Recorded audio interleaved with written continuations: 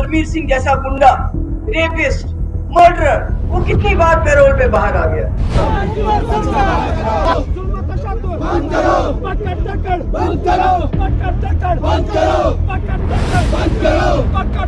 क्योंकि हमें मालूम नहीं है कितने लोग किस हाल में हैं।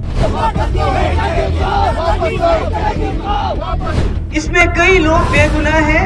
मेरे हिसाब से अभी किसी का भी जुर्म साबित नहीं हुआ है और उनके घर वालों को बहुत ज्यादा जदोजहद करनी पड़ी उनके इलाज के लिए। आपने देखा आज कि हम यहाँ आज एक पीसफुल प्रोटेस्ट निकालना चाहते थे, किनके लिए? जो जम्मू कश्मीर के कैदी हैं, जम्मू कश्मीर के जेलों के अंदर और जम्मू कश्मीर की जेलों से बाहर।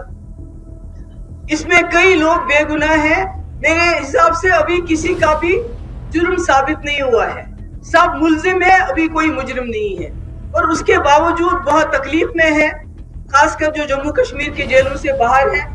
आपने देखा जो हमारे बड़े लीडर हैं किसी जमात के, चाहे शबीर शाह साहब हुए, चाहे जमात इस्लामी के लीडर है अमीर जमात, या ऐसे कई लीडर हैं, उनको काफी सीरियस किस्म की बीमारियां हुई और उनके घर वालों को बहुत ज्यादा जदोजहद करनी पड़ी उनके इलाज के लिए। ये हाल है उन लोगों का जो काफी सीनियर लोग हैं।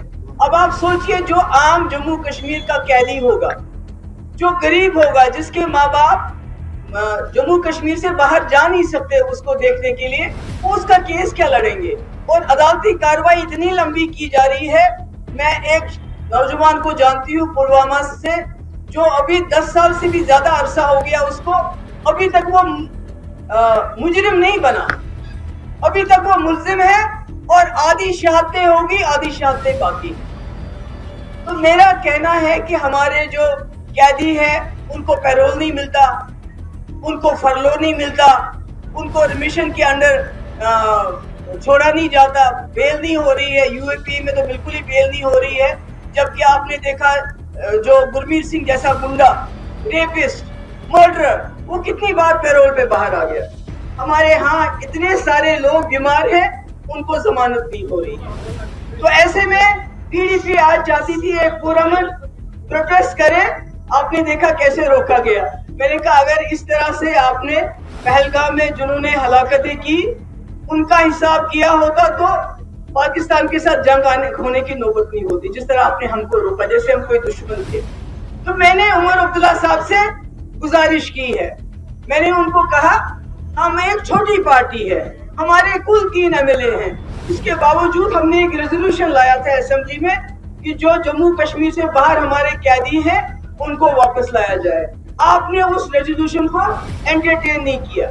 अब कम से कम इंसानियत के नाते, पॉलिटिक्स छोड़ दीजिए, पॉलिटिक्स हम इलेक्शन में करेंगे, जब इलेक्शन आएगा आप हमको इल्जाम लगाइए, हम आप पे इल्जाम लगाएंगे। और आज मैं इंसानियत के नाते आपसे गुजारिश करना चाहती हूँ, ये जो हमारे कैदी हैं जेलों में बंद बाहर, पहले तो होना चाहिए था ये जो बेगुनाह है उनको छुड़ाया जाए। अगर वो नहीं कर सकते, कम से कम आप होम मिनिस्टर साहब से मुलाकात करके उनको बताइए कि जो जम्मू कश्मीर के कैदी हैं उनको जम्मू कश्मीर वापस लाया जाए, ताकि उनकी ट्रायल आसान हो, जल्दी हो और उनके माँ बाप को उन तक रसाई हो, क्योंकि हमें मालूम नहीं है कितने लोग किस हाल में हैं।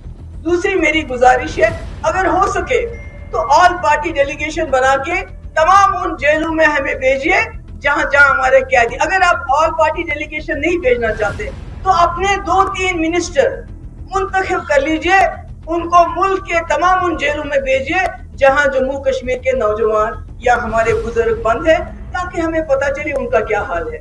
क्या उनका हाल भी ज़हूर वटाली जैसा है?